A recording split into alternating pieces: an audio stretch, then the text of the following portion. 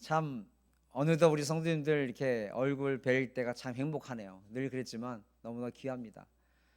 다시 말씀드릴게요. 하나님께서 여기까지 인도하신 모든 건 우리에게 귀하신 합력하여서 아름다운 선을 이루라고 주신 계획인 것을 꼭 잊지 마시고요. 어떤 상황에서도 우리와 성도 사이에서는 하나님이 계심을 잃어버리면 안 됩니다. 하나님 보이시죠? 예, 감사합니다. 예. 오늘 말씀을 나눌게요. 어떤 말씀이냐? 오늘 영적인 것으로 분별해야 된다. 즉 모든 하나님의 역사, 심지어 사단의 역사 또한 성령님의 도우심을 받아 우리가 바로 분별해야 된다. 이런 말씀입니다. 우리 하나님은 우리에게 자유의지를 주셨습니다. 자유의지. 자유의지를 주시지 않았다 한다면 그냥 하나님께서 딱 우리에게 복음을 주신 후에 그냥 우리의 상관이 어떤 우리가 신앙생활을 어떻게 하든 그냥 끌고 가시면 되는데 그렇지 않고 하나님께서는 우리에게 자유의지를 주셨습니다. 행여나 우리 성도님들 사이에서는 그냥 알아서 끌어가 주시지 뭘 자유의지를 주셨나라고 하는데 자유의지 안에는 바로 상급과 축복이 있습니다. 어떤 뜻이냐? 자유의지를 주신 후에 우리가 하나님의 말씀 가운데서 어떻게 순종하고 어떻게 잘 선택하고 어떻게 분별하냐에 따라 하나님은 우리에게 상급을 주신다는 거예요. 그러니까 자유의지를 주신 이유는 다른 것이 아니라 우리를 더 복잡하게 하려는 것이 아니라 우리에게 더 많은 축복과 더 많은 상급을 주시기 위해서 하나님께서 자유의지를 주셨다는 거예요. 그렇기 때문에 이 자유의지 가운데서 온전한 자유의지를 갖고 바른 선택하기 위해서 우리에게 바로 필요한 것이 바로 분별의 능력이라는 거예요. 그러니까 잘 분별해야지만 옳은 선택을 하는 거고 옳은 선택을 해야지만 하나님께 합당한 상급과 축복을 얻는데 우리가 분별을 잘못해 버리면 선택을 잘못해요. 다른 길 가요. 그러다 보면은 하나님을 떠날 수도 있는데 오늘 말씀은 다시 한번 우리가 분별의 능력을 어떻게 받아야 되는 건가, 또 어떻게 분별해야 되는 건가, 나는 온전한 분별의 능력이 있는가, 다시 한번 우리 심령을 돌아볼 수 있는 우리가 되셔서 정말 솔로몬은 왕이 처음 됐을 때 바라는 것이 하나밖에 없었어요. 1000번의 제사를 드릴 때 솔로몬이 다른 거 원하지 않았어요. 주님, 선악을 잘 구별할 수 있는 분별할 수 있는 지혜를 달라. 여기에 매달렸거든요. 그만큼 중요한 것을 알았기 때문에 그렇게 매달렸던 것처럼 우리 성도들 이 시간 말씀을 통해서 하나님 나에게 솔로몬과 같은 분별의 능력, 분별의 지혜를 나에게 꼭 허락하셔서 남은 인생도 하나님이 원하시는 뜻대로 영으로서 인도받는 그런 삶이 되겠도록 하나님 에게 분별의 능력을 허락해달라고 다시 한번 결단하는 귀한 은혜 시간이 되시기를 주며 축복하겠습니다. 자, 오늘 말씀 보게 되면 우리가 바로 분별해야 될 것이 무엇인가 우리가 하나하나 돌아봐야 되는데 제일 먼저 우리가 반드시 분별해야 될 것은 무엇이냐? 거짓된 믿음과 거짓 선지자들을 분별할 줄 알아야 된다는 겁니다. 자, 요한일서의 말씀 한번 볼까요? 요한일서 4장 1절에 이런 말씀이 있습니다. 사랑하는 자들아, 영을 다 믿지 말고 오직 영들이 하나님께 속하였나 분별하라. 많은 거짓 선지자가 세상에 나왔습니다. 이런 말씀이 있고요. 마태복음 7장 15절의 말씀이 거짓 선지자들을 삼가라. 양의 옷을 입고 너희에게 다가오나 속에는 노략질하는 일이라. 그들의 열매로 그들을 알지니 가시나무에서 포도를 또는 엉겅퀴에서 무화과를 따겠느냐. 이런 말씀이 있는 거예요.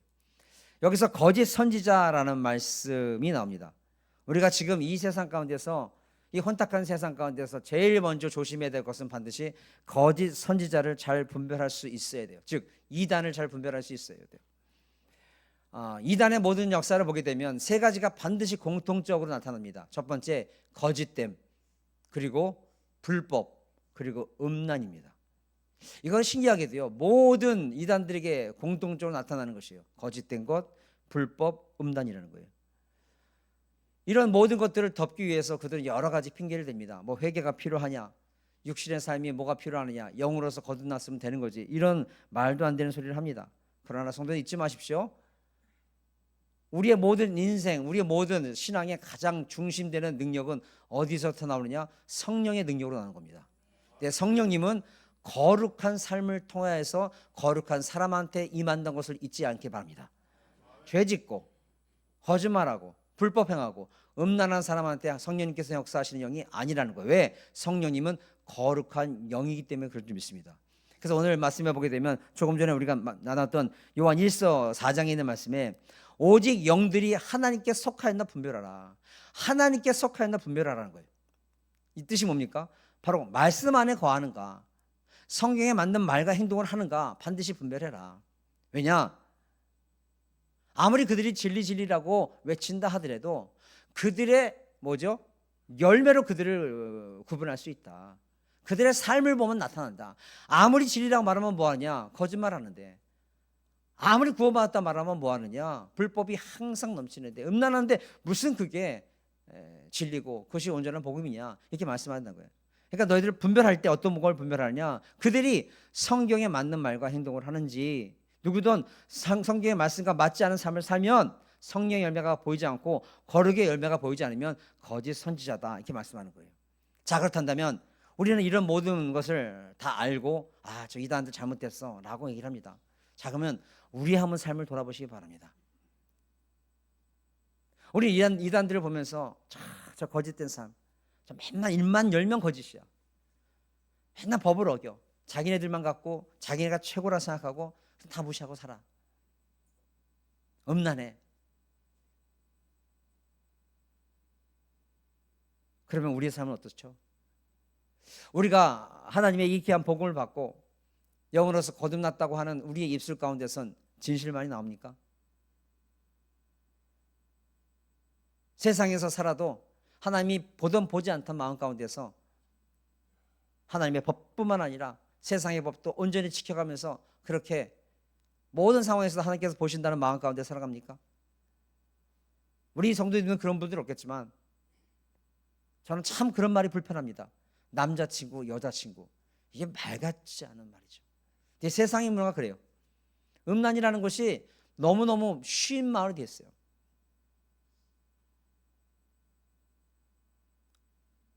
이런 모습을 보면서 나는 어떤가?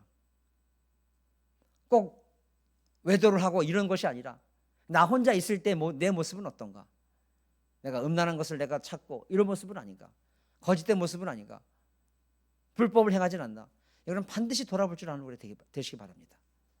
행여나 그런 모습이 있다고 한다면 우리가 이단들을 손가락질하고 저 잘못된 것들, 말씀에서 떠난 것들, 하나님의 성경과 모든 것이 맞지 않는 것들라고 말하기 전에 과연 나는 그런 모습인가? 항상 우리 심령, 우리 마음과 우리 삶을 돌아볼 줄 아는 우리가 되시기를 주님의 축원드리겠습니다. 뿐만 아니라 그들은 교리를 말하고 복음을 말하지만 그 가운데선 하나님, 예수님이 드러나질 않아요. 뭐만 드러나요? 그들을 인도하는 교주들만 드러나요. 내가 곧 길이요 진리요 생명이시라고 하는 예수님이 드러나야 되는데 모든 말씀과 모든 교리와 모든 것 가운데선 예수님만 드러나야 되는데 예수님이 계셔야 될 자리에 교주가 떡하니 앉아서 모든 영광을 다 받고 있어요. 성경의 권위보다 성경의 권위가 무엇보다도 먼저 돼야 되는데 성경의 권위는 나중 문제예요.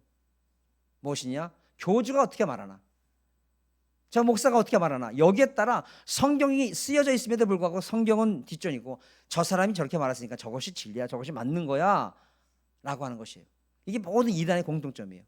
예수님이 영광받아야 할 자리에 교주들이 영광받고 성경의 권위가 세워져야 할 자리에 성경의 권위는 어딘가 없어지고 교주의 말이 우뚝 서 있는 모습, 이런 모습을 보면서도 우리는 손가락질하죠. 저 이단들, 잘못된 것들.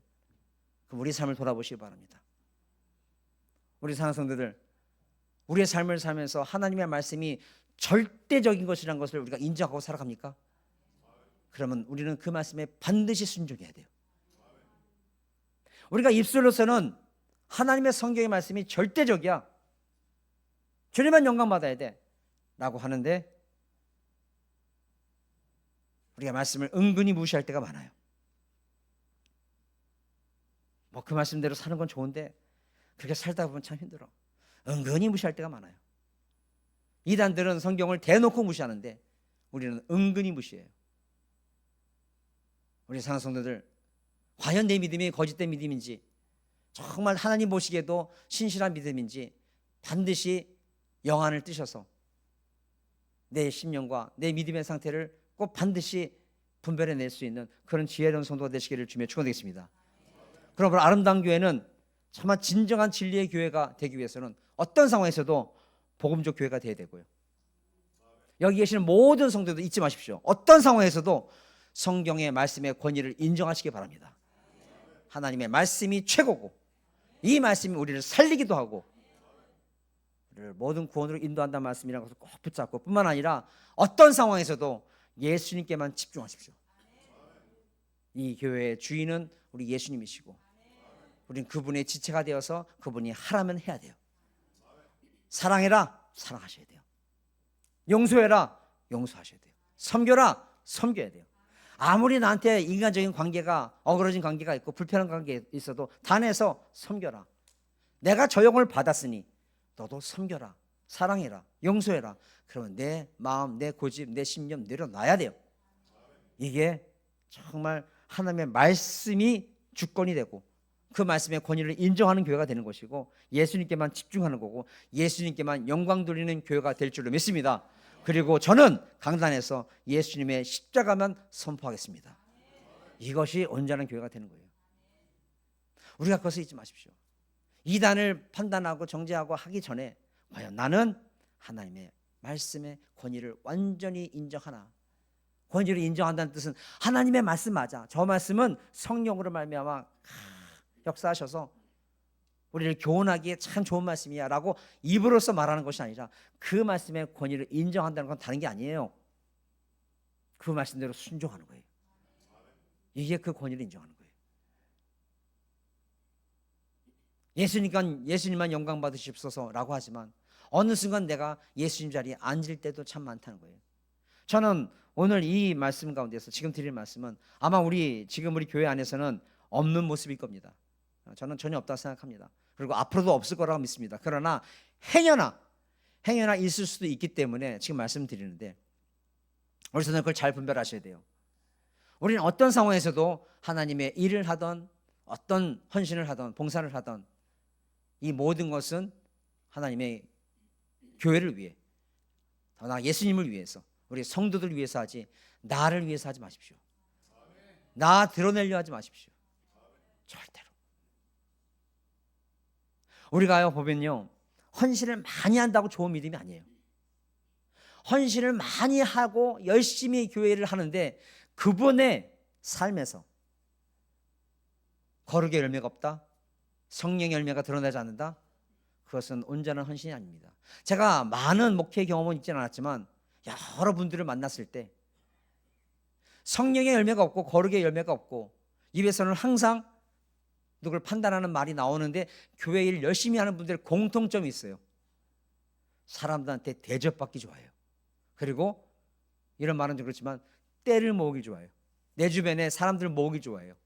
그래서 그분들 무슨 뭐 개선장군처럼 우르르 몰고 다니고 그래요. 우리 아름다운 교회는 앞으로 그런 일 없기를 바랍니다. 주님만 영광 받으시는 거예요. 누가 보던 보지 않던 하나님께서만 영광 받으신다는 마음 가운데 하면은 하나님께서 그 다 마음 다 보시는 거예요. 다 하시는 거예요. 아나니아 삽비라를 보세요. 아나니아 삽비라가 얼마를 드렸다는 말은 없겠지만 자기 재산을 팔았으니까 얼마나 큰 돈이겠습니까? 이 예루살렘 교회 입장에서는 얼마나 그 헌금이 들어왔을 때 큰 도움이 되겠습니까? 성도님들 갑자기 성령의 역사하셔서 아파트를 팔 일이 있으면 그대로 다 드리세요. 절반을 감추시면 안 치기 바랍니다. 예. 근데 베드로 목사님은 딱 그걸 분별합니다. 네가 지금 사람한테 보이려고 하는 거 아니냐? 그렇지 않고는 왜 성령을 속이는 아니냐?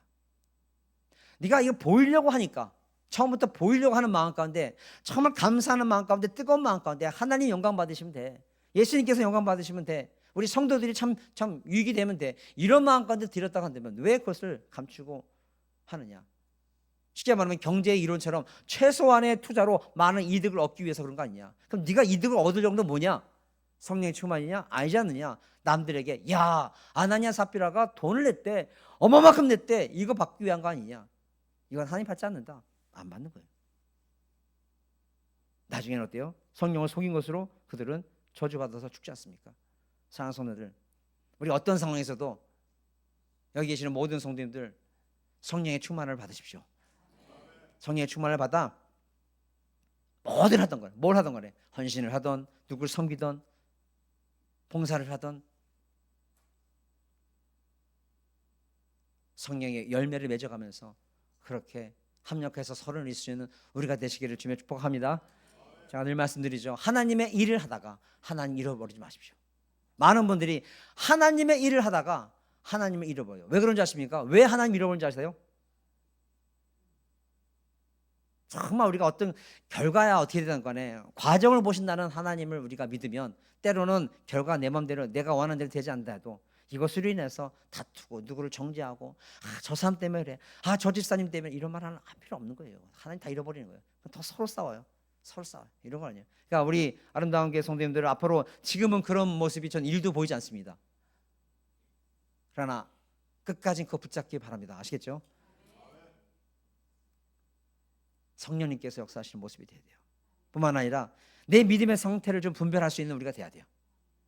믿음의 상태. 제가 요즘 계속해서 말씀드리는데 그 라우디니아 교회, 이 교회가 무너진 이유는 다른 게 아닙니다. 그 교회는 부자였고 교회도 참 육신적으로 봤을 때는 꽤 좀 훌륭한 교회였습니다. 그렇지만 자신들의 신앙 상태를 분별하지 못해요. 그래서 무너진 교회입니다. 왜냐? 분명 말씀하십니다. 요한계시록의 말씀 보게 되면 요한계시록 3장 17절에 내가 말하기를 나는 부자라 부유하여 부족한 것이 없다 하나 내 공고한 것과 내 가련한 것과 가난한 것과 눈먼 것과 벌거벗은 것을 알지 못한다 이렇게 말씀하세요. 이미 예수님께서는 다 모든 것을 감찰하시고 너희들 영적으로 곤고해 가련해 가난해 눈멀었어 벌거벗었어 라고 딱 말씀하시는 거예요. 근데 그것을 분별할 수 있는 능력이 있었다고 한다면 그 후에 나오는 말씀이 어떤 말씀이 있습니까? 안약을 사서 발라라. 이 뜻이 뭡니까? 진짜 안약을 사서 바라는 뜻이에요. 영안을 뜨라는 거예요. 영안을 뜨고 너의 부족함을 보라는 거예요. 너의 죄된 모습을 보라는 거예요. 네가 헐벗은 모습, 눈먼 것, 가련한 것을 보라는 거예요. 근데 이들이 분별을 못해요. 분별 못해요. 왜요? 계속해서 그렇게 말해요. 나는 부자야. 난 부여해. 난 부족한 것이 없어. 예수님께서 계속 아니야. 그러니까 어떤 모습이 있어요? 그들에게 모습에서는 부끄러운 모습만 나타나는 거예요. 지난주에도 말씀드렸듯이 거라사 지방의 그 귀신 들린 삶, 그 삶을 보십시오. 얼마나 비참합니까? 무덤 가운데 살아요. 옷은 벗어 제끼거나 소리에 소리를 지르고 아무리 다시 쇠사슬을 묶어도 툭 풀면서 그냥 동네방네 소리를 지르면서 다녀요. 얼마나 부끄러운 모습이에요. 근데 그 귀신 들린 사람은 부끄러운지를 몰라요. 벌거벗은 거에 부끄러운 거 몰라요. 고래고래 소리 지르고 얼마나 창피합니까? 몰라요. 우리도 자칫 잘못하면 성도님들 우리가 영적으로서 말씀으로서 믿음의 상태를 잘 분별하지 못하면 세상에서도 맛을 잃은 소금처럼 밟힐 수도 있고 교회 안에서도 다른 성도들에게 은혜를 입혀야 되는데 은혜를 입혀요. 해가 돼. 그런 심령 한 심령도 없도록 반드시 내 믿음을 잘 살펴서 말씀이 딱 내려줄 때 성령이 우리 교회들에게 하신 말씀이라는 것을 꼭 받으시고 그 말씀 가운데 우리 심령을 돌아보시기를 주며 축원드리겠습니다. 분명 예수님께서 너 지금 곤고해 가련해 가난해 눈 멀었어 벌거벗었어 제발 안약을 사서 발라서 눈을 떠라고 말씀하시면 아멘 제가 그런 모습이 있습니까? 라고 돌아봐야 되는데 이들은 돌아보질 않은 거예요. 우리도 마찬가지예요. 말씀이 내려주실 때 말씀이 좀 불편하고 좀 마음이 쓰린 부분들이 가끔 있으시죠? 있다고 말씀해야지만 이제 다음 단계 넘어가는데 없다고 하시니 이제 주기도문으로 이렇게 축도로서 마치겠습니다. 성도들 우리 믿음에 정말 장성한 믿음은요 경고와 권면을 들을 줄 알아야 돼요. 그게 장성한 믿음이에요. 단단한 음식이란 말이에요. 성경에서는 단단한 음식. 장성한 자는 단단한 음식을 먹지 않는다. 불편한 말씀도 들을 줄 알아야 돼요. 왜냐하면 그 불편한 말씀은 어떤 의미라는 거냐? 지금 내가 그 말씀 가운데서 상처가 있다는 뜻이에요. 자, 예를 들어서 지난주에 내가 한 영혼을 정말 복음을 전하기 위해서 정말 전심을 다했어. 그러니까 상처받는 것도 있었음에도 불구하고 기도하면서 그 영혼이 필요한 것들을 채워주면서 어떻게든 간에 저 영혼을 살리려고 하나님께 기도하면서 그렇게 이 자리에 나온 성도들이잖아요. 다 그런 분들이잖아. 라고 말할 수밖에 없는 저의 마음을 이해해 주시기 바라겠습니다. 예. 그런 분들이요. 근데 제가 오늘 말씀 가운데 성도님들 복음의 사명자로 살아가야 됩니다. 세상에서 좀 한 영혼들 위해서 좀 손해 볼 줄도 알고 좀 자존심도 꺾을 줄 알고 그렇게 살아야 됩니다. 라고 하면 그렇게 한 주간을 살았던 분들은 그 말씀이 불편할까요? 소망이 올까요? 안 해봐서 모르시겠어요? 이게 뭐 생각해봐야 되는 건가요? 소망이 올까요? 불편할까요? 소망이 오죠. 아, 내 길이 맞네. 근데 그렇게 안 산 분들은 불편한 거예요. 무슨 뜻이 아시죠? 내가 말씀이 불편하다. 내가 빨간 약을 발랐는데 그 상처 부분에서 막 거품이 생기고 따갑다. 거긴 상처가 있다는 뿐이에요. 내가 말씀을 들었을 때 그 말씀 가운데서 불편한 마음이 있다. 이건 내가 그렇게 살지 못했다는 증거예요. 그러면 그거 덮어놔야죠? 모르지. 몰라, 덮어놔. 또 덮어, 또 덮어. 나중에 그 합병증 됩니다. 합병증 됩니다. 상처는 오픈해야 돼. 그리고 치료하는 광선을 쬐시기를 주며 축복합니다. 하나님 고쳐주세요. 하나님 회복시켜주세요. 지난주에는 그렇게 살았지만 다음 주간에는 하나님의 능력으로 그렇게 살게 해주세요라고 기도할 수 있는 우리가 되시기를 주님으로 축복합니다. 하나님께 말씀 가운데 이렇게 내려오시면은 그냥 나는 안 돌아보고 그냥 말씀드렸잖아요. 자라목처럼 쭉 빼가지고 저 집사 저거 들어야 되는데 저 듣고 있나 딴 척 하지 않나? 아니요, 나한테 하는 말이에요. 나한테 하는 말이에요. 그거 드셔야 돼요. 그리고 이거는 저의 간증인데 삶 속에서 일어나는 모든 일에 하나님의 메시지와 하나님의 섭리가 있음을 믿으십시오. 이 말씀이 어떤 말씀이냐? 자, 먼저 이 말씀부터 읽어드릴게요. 누가복음 12장 6절에 참새 5마리가 두 아사리온에 팔리는 것이 아니냐. 그러나 하나님 앞에는 그 하나도 잃어버리는 바가 되지 아니하는도다. 이 말씀이 뭔지 아시죠? 참새 5마리 팔리는 것도 하나님께서 다 섭리하시고 알고 계신다는 거예요. 그러니까 즉 우리의 삶 가운데서 우연이라는 것은 없습니다. 내 삶 가운데 되어주는 모든 것, 갑자기 찾아온 나의 고난, 생각지도 않은 나의 시련, 이건 다 하나님의 뜻이 있다는 거예요. 그런데 그 뜻 가운데 하나님의 메시지를 찾을 수 있는 영적으로 민감해져 있는 성도가 되셔야 돼요. 제 경험을 말씀드릴게요. 지난주에도 한 며칠 전에도 말씀드렸지만 저는 그 음식 배달 일을 꽤 오래 했습니다. 근데 그 모든 상황이 순간 나도 모르게 너무너무 답답하고 억울한 거예요. 말씀드렸죠. 그런 마음 안 가지려고 정말 기도하고 노력했는데 그날따라 왜 그냥 입으로 툭 튀어나왔어요. 그대로 말할게요. 좀 그만하십시오. 이젠 됐지 않습니까? 제가 나도 모르게 그렇게 툭 튀어나왔어요. 그리고 나선 저는 죽다 살아났어요. 그 말 끝나자마자 1초도 안 돼서 저는 정면에서 오는 오토바이랑 정면 충돌했어요. 제가 그것도 실선도 아니고 노란 선을 넘어서 어떻게 노란 선을 넘어가는지 몰라요. 어떻게 넘어가긴 하나님께서 하신 거죠.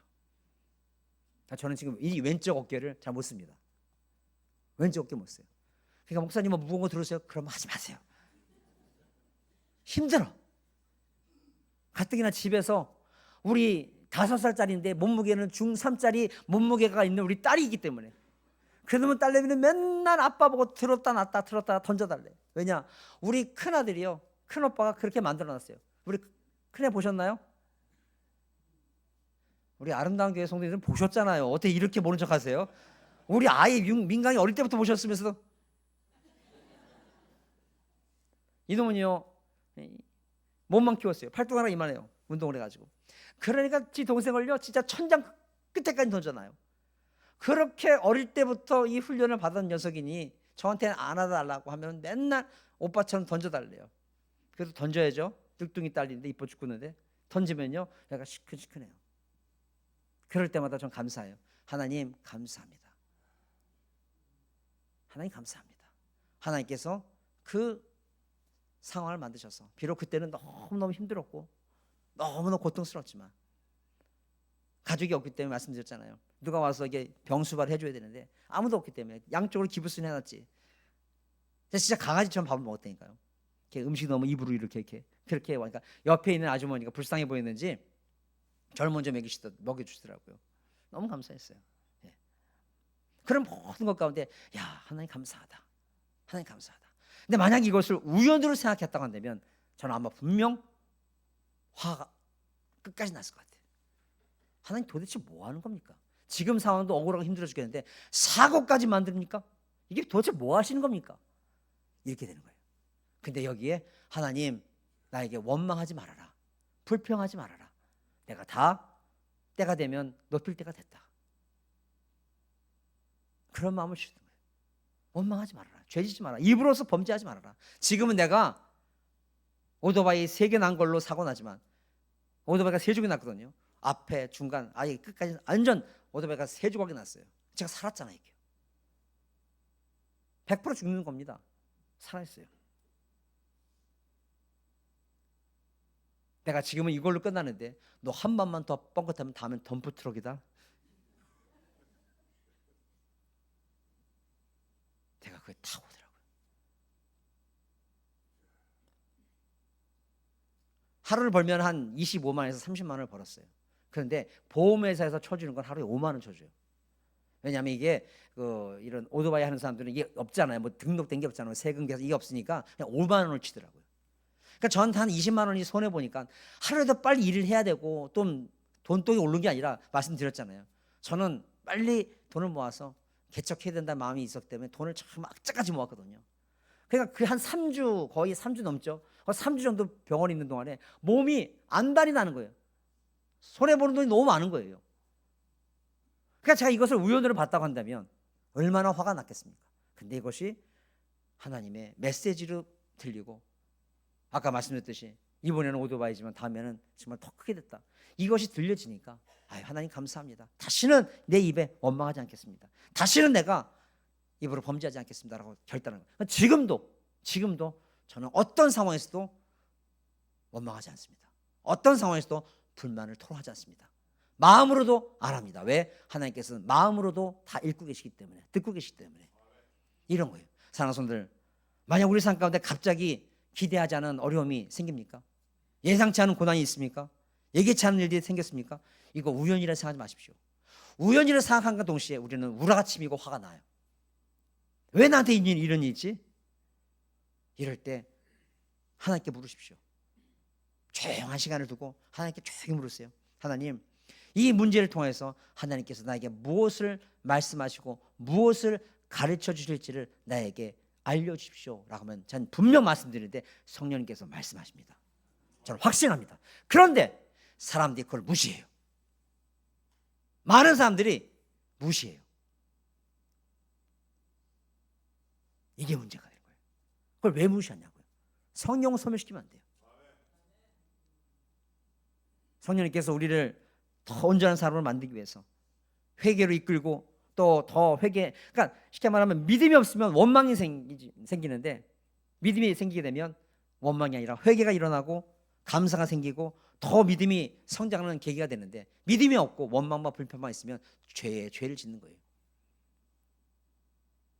근데 많은 사람들이 그렇게 기도해 놓고 나서 또 기도 안 하면 하나님께서 알아서 말씀하세요. 너 이거 반드시 회개야. 그런데도 그걸 무시해요. 우리 상성들이 이 자리에 계신 모든 분들, 내 삶 가운데 있는 좋은 일이든 나쁜 일이든 그 가운데선 하나님의 섭리가 있고 하나님의 뜻이 있고 하나님의 메시지가 있음을 믿으시고요, 영적으로 민감해지시기를 주며 축복합니다. 그리고 성령이 교회들에게 하시는 모든 말씀을 들을 수 있는 그런 열린 귀를 갖기를 주님의 이름으로 축복합니다. 그렇게 되셔야 돼요. 뿐만 아니라 마음이 깨끗해야지만 온전한 분별을 합니다. 즉 사심이 없어야 돼요. 마태복음 5장 8절, 마음이 청결한 자는 복이 있나니 저희가 하나님을 볼 것이다, 이런 말씀이 있어요. 이 말씀이 어떤 것이냐, 마음 가운데 욕심이 많고 엉뚱한 사심이 많으면 하나님을 볼 수가 없어요. 하나님의 뜻을 분별할 수가 없어요. 하나님의 섭리하심을 분별할 수가 없어요. 이들이 가장 대표적인 분들이 누굽니까? 제자들이죠. 예수님의 마음은 그들을 어떻게 해요? 제자로 삼고 앞으로 큰 복음의 사명자로 삼고 땅끝까지 이르러 복음을 전하는 그런 부활의 증인이 되게끔 만드시는 것이 하나님의 목적이었는데, 예수님의 목적이었는데 이 양반들은 그게 아니에요. 예수님 따라 다니면서 정치적인 메시아로 보면서 로마에서 해방되면 한 자리 껴차야지, 이런 마음이 가득 차 있는 거예요. 예수님이란 마음이 틀려요. 마음에 엉뚱한 사심이 있고 욕심이 많으니까 예수님이 메시아인 것도 분별이 안 되고 십자가에 대한 그런 사명도 알고 싶지 않고 이런 모습이 되는 거예요. 근데는 어때요? 예수님을 떠나요. 물론 하나님께 예수님께 다시 찾아갔지만 예수님을 떠나요. 예수님께서 그 사람들 안 찾아갔으면 그 사람들 다 버림받는 사람들이에요. 이게 중요한 거예요. 내가 마음을 깨끗해야지만, 마음이 정결해야지만 하나님을 봐요. 마음이 깨끗해야지만 하나님의 뜻을 제대로 분별할 수 있어요. 하나님의 섭리를 볼 수가 있어요. 내 마음에 욕심이 많고 사심이 많으면 그게 보이지 않아요. 그런 의미에서 이 말씀도 우리에 계시는 분들한테는 아마 해당이 되지 않을 말씀이라고 저는 믿습니다만은, 이 자리에 성도님들 행여나 육신의 축복 바라고 이 자리에 나와 있는 분들 계십니까? 계신다고 말 안 하겠죠. 그런데 성도들, 육신의 축복 바라고 이 자리에 나오지 마십시오. 왜? 우리는 이미 무엇과도 바꿀 수 없는 큰 축복을 누리고 있는 성도인 것을 믿으시기 바랍니다. 뭡니까? 구원함이에요. 십자가가 믿어지고 부활이 믿어지는 그 축복 중에 축복을 누리고 있는 거예요. 성령님께서 임재하셔서 우리와 함께 하시고 말할 수 없는 탄식으로 우리가 항상 엉뚱한 기도를 하고 있음에도 불구하고 성령님께서 그것을 모아서 하나님께 온전한 기도로서 상달시키시는 우리 하나님, 예수님, 성령님, 그분이 우리와 함께 하는 거예요. 이거보다 더 큰 축복이 어디 있냐고요. 축복이라 믿으시죠? 이것을 붙잡고 가셔야 돼요. 그런데 이것보다는 어떻게 좀 잘 되지 않나? 만약에 성도들 축복 때문에 예수님 믿는 분들이 행여나 이 자리에 와 있다 한다면, 육신의 축복을 바라면서 이 자리에 와 있는 성도가 있다면 이 시간 다 회개하시고 이미 얻은 그 축복에 감사를 회복할 수 있는 귀한 성도가 되시기를 주님의 이름으로 축원합니다. 그러면은 예수님 믿으면 하나님, 예수님께서 우리의 삶 아예 돌아보지도 않냐? 네, 돌아보십니다. 내 영혼이 잘된 같이 범사에도 축복을 받습니다. 그런데 여기서 조건이 있습니다. 뭐냐? 첫 번째, 순서가 바뀌지 마십시오.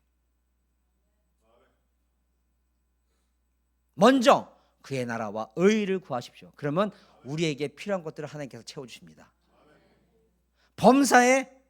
범사가 잘 된 후에 예수님 잘 믿어야지? 아니요. 영혼이 잘 됨으로 범사가 잘 되는 겁니다. 사단은 이걸 장난을 쳐요. 돈이 좀 있어야지. 돈이 좀 있어야지.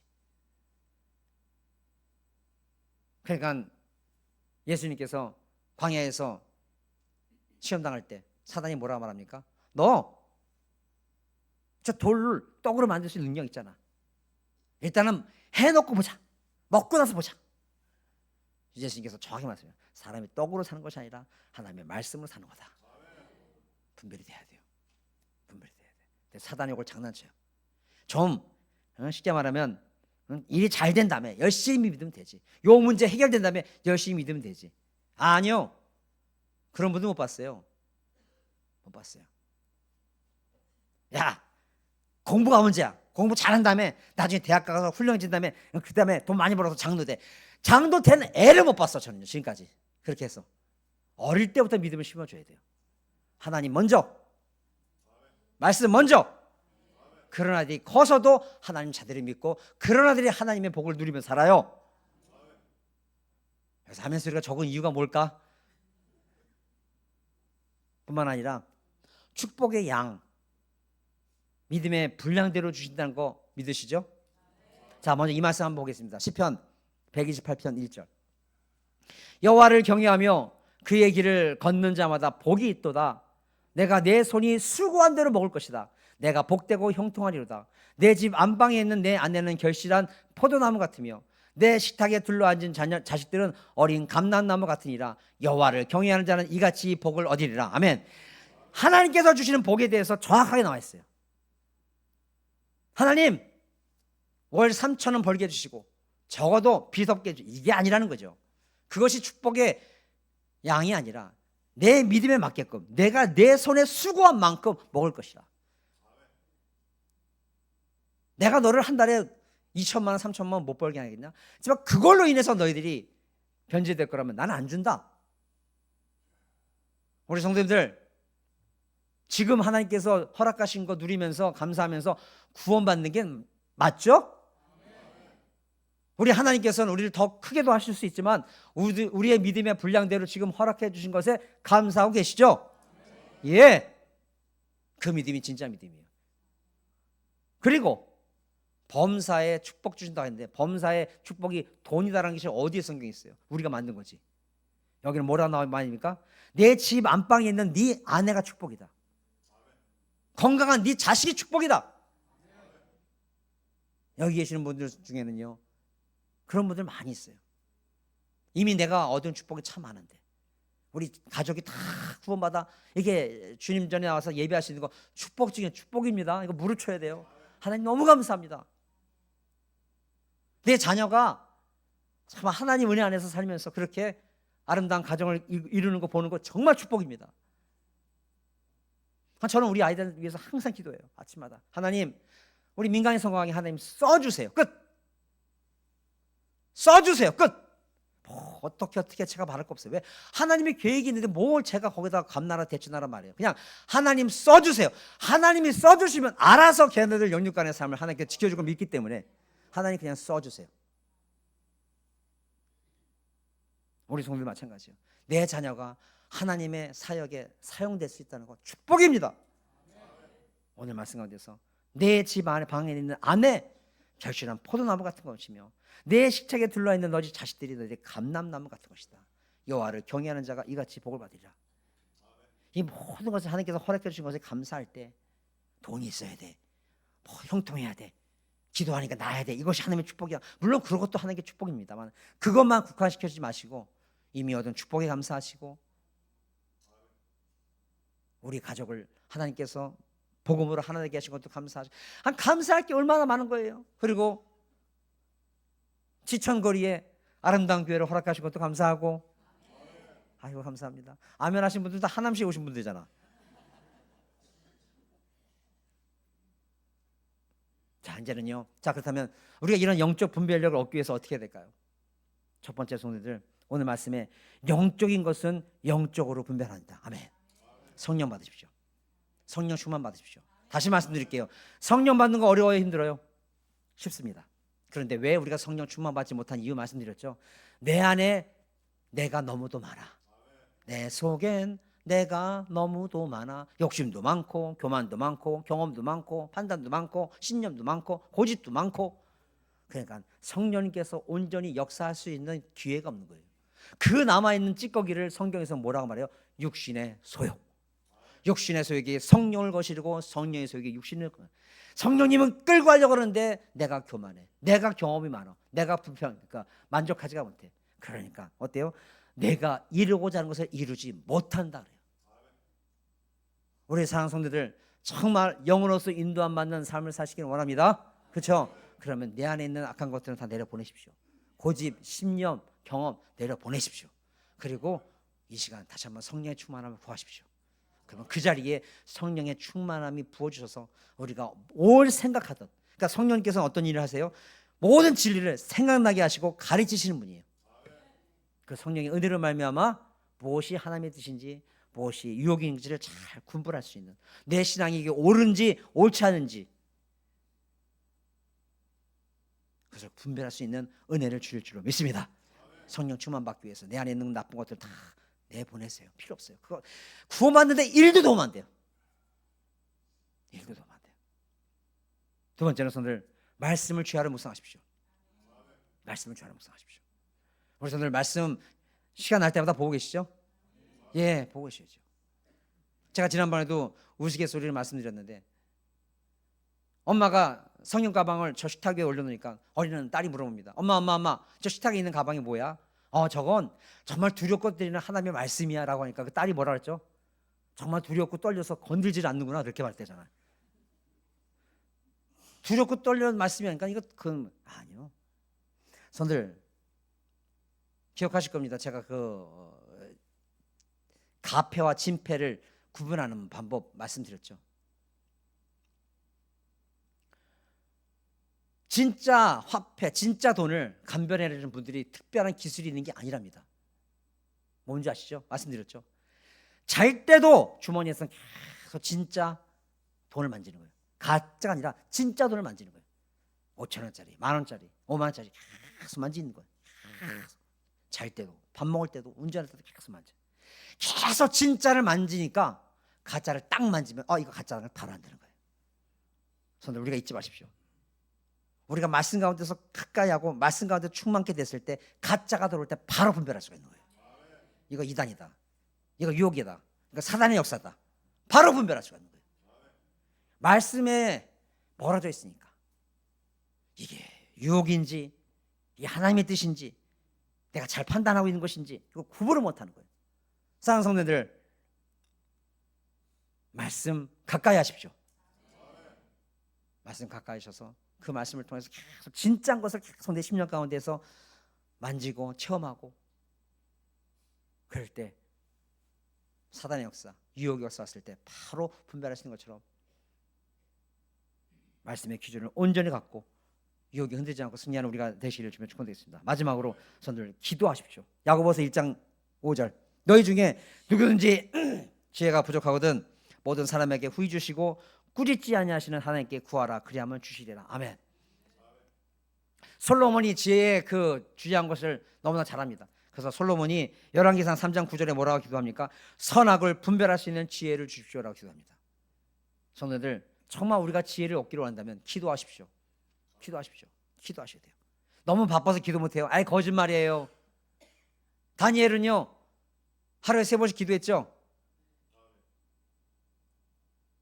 다니엘 3번씩 기도했어요. 3번씩 기도한 거 아시죠? 다니엘의 삶을 한번 돌아보십시오.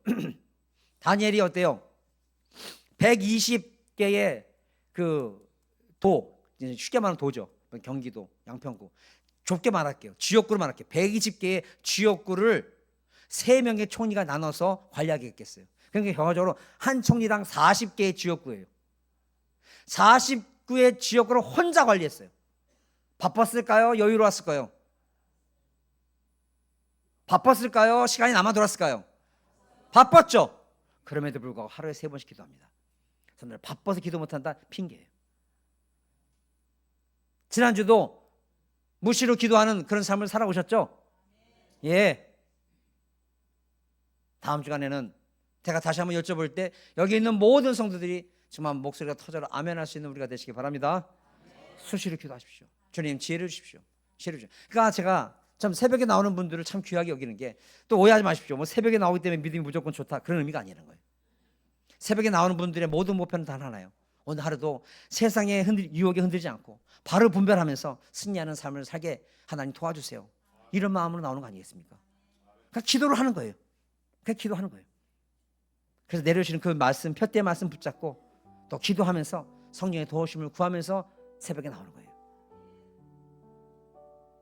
그러니까 그런 분들을 세상, 사단이 어떻게 유혹하겠습니까?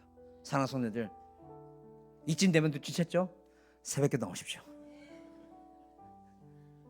새벽에 나오셔서 기도하시고, 정 안 돼도 제일 아침에 일어난 제일 시간, 먼저 시간에 아휴 오늘도 하루도 또 일해야 돼, 이러지 마시고 하나님 찾으십시오. 기도하십시오. 말씀 한 절이라도 읽으십시오. 이게 승리하는 비결입니다. 이것이 바로 분별할 수 있는 비결인지 믿습니다. 저는 지금 너무 하나님께 감사합니다. 너무 감사하게도 정말 보십시오. 이 많은 동역자들을 하나님께서 허락해 주셨어요. 너무나 귀해요. 너무 감사해요. 그런데요, 우리가 정말 수적인 부흥보다 정말 무엇보다 필요한 것은 여기 계신 모든 분들 한 분 한 분이 영적으로 그 분별하는 능력이 깊은 단계까지 이루어져야 돼요. 그래야지만 우리 아름다운 교회는 건강한 교회가 됩니다. 여기 계시는 모든 성도님들, 그런 건강한 교회를 꿈꾸기 전에 건강한 몸은 한 세포 건강한 세포가 모여져서 건강한 몸이 되는 겁니다. 건강한 교회는 목사가 설교 잘하고 목사가 성령이 넘쳐되는 게 아니라 여기 계시는 성도님들이 성령으로 하나하나 건강할 때 이런 분들이 모여져서 건강한 교회가 되는 겁니다. 성도님들, 성령으로 충만케 하시고 영적으로 건강하십시오. 그래서 앞으로 우리 아름다운 교회가 그렇게 성령에 충만한 교회가 되어서 여기는 어떠한 사단의 역사가 틈타지 못하는 그런 교회가 될 수 있도록, 정말 구원의 방주가 될 수 있도록 전심을 다하여 우리가 성령의 충만 가운데서 거룩한 열매를 맺고 사랑의 마음을 갖고 서로 섬기면서 하나님의 뜻대로 살아갈 수 있는 복된 성도가 되시기를 주님의 이름으로 축복합니다.